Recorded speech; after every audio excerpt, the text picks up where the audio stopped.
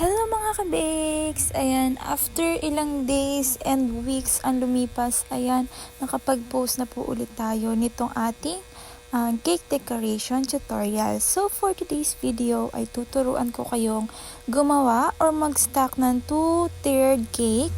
So itong cake na ito is para sa 50th birthday ng isang mommy. So, ayan, ito'y last February pa, pero dahil super busy ko sa OJT, ngayon lang po ulit ako nakapag-voice over para sa ating cake tutorial. So, ang size nito is 8x6 and yung kanyang top tier is 6x5.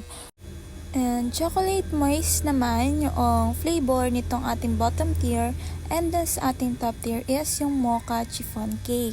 So ganito lang po ako gumawa ng cake. So syempre, of course, nahahati ito sa tatlo, and bawat layer is merong palaman nitong ating frosting. So plain lang din yung frosting doon, hindi na ako naglalagay ng iba't ibang flavor. And then ang design nito is super simple lang pero napakaganda. So napakadali lang rin gawin ng mga bagong bakers. So syempre kapag mga 2 tiers, 3 tier, and kapag medyo malalaking cakes na, is hindi na cake board yung ating ginagamit kundi cake drum po yung aking ginagamit para hindi masira yung ating cake kahit ibinabiyahe. Kasi merong instances ako nangyari na gamit ko dun sa 7x6 na cake is yung cake board lang, and nagkameron ng bitak doon sa gilid noong biniyahe siya. So, ayan, lesson learned. Ang ginawa ko, of course, is nag-alternate na ako into cake drum para ayos na ayos yung cake kapag dumating dun sa venue. And then, ayan, dito naman tayo sa ating 2-tiered cake. So, meron din yung frosting sa gitna.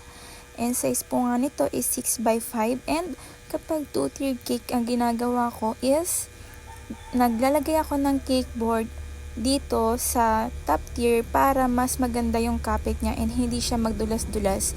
Kasi dito sa ating cake board is nilagyan ko rin siya ng glucose syrup para madikit yung cake doon sa ating cake board.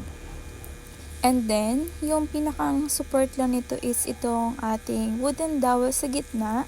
So, may butas na po yan sa ilalim. So, make sure na kapag ganyan, since bitin yung ating cake board is punasan or linisan ninyo yung inyong cake rotation. Ano yun? Table turner? Yun ata, tawag na. Kalimutan ko na. Table turner, yun. Tapos, ganyan ako assemble nitong ating cake. So, sinusukat ko siya nung pinakampan ng top tier para sure na pantay yung pagkakalagay ko.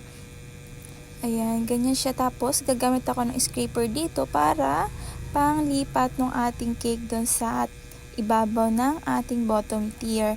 Tapos, ayan, hindi kasya, kaya puputulan ko ulit yung ating wooden dowel. And, syempre, kapag nilagay ko na yung wooden dowel is naglalagay din po ako ng milk tea straw doon sa ating wooden dowel para sure na maganda yung pagkaka-stack ng ating cake. So, ganyan pa ako mag-stack ng 2-tiered cake.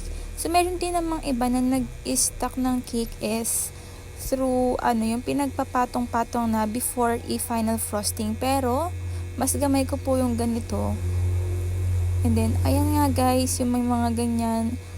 Since merong mga frosting na nasira during ng paglilipat ng ating cake is, ayan, tinatapalan po ulit natin sila ng icing para maganda yung pagkakaayos ng ating cake.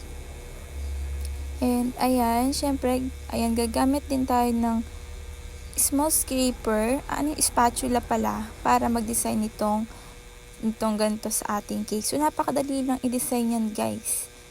Ilagay nyo lang yung inyong spatula dun sa frosting sa cake, and then paikutin nyo yung cake hanggang, syempre, i-move ninyo pataas yung spatula hanggang sa makuha nyo na yung tama. So, ayan, since kasi parang hindi ako satisfied sa pagkakaganan niya is inuulit ko siya.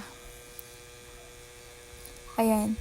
So, yan yung aking way para magkameron ng sharp edge yung ating cake. So, gumagamit ako ng plastic scraper. So, meron din naman na kayang gawin yon through spatula, pero hindi ako sanay kasi na gumamit ng spatula kapag nagaganon.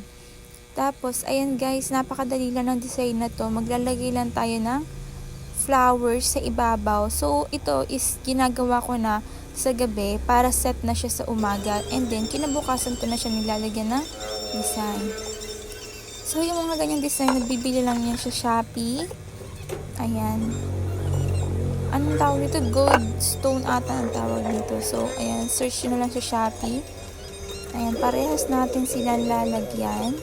And, ayan. Dun sa ibabaw, naglagay ako ng dalawang plastic or artificial na rose. Mura lang yung pagkakabili ko dyan and maganda siya. Medyo foamy. Tapos, yung fan. Ayan. Tapos, may ganyan din.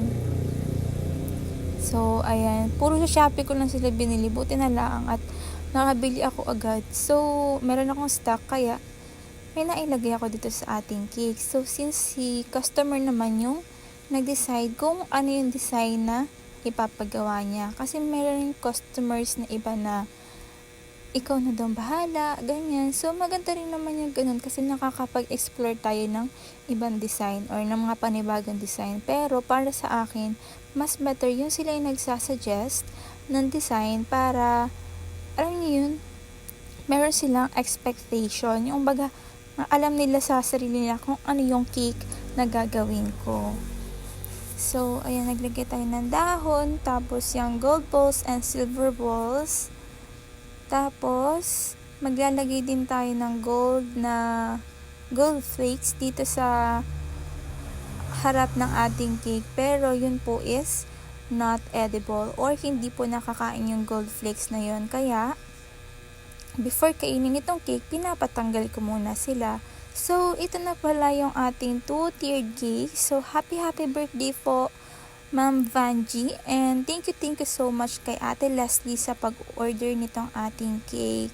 And to my viewers, thank you so much sa pag-view or panonood nitong ating cake tutorial. And see you on my next vlog. Bye!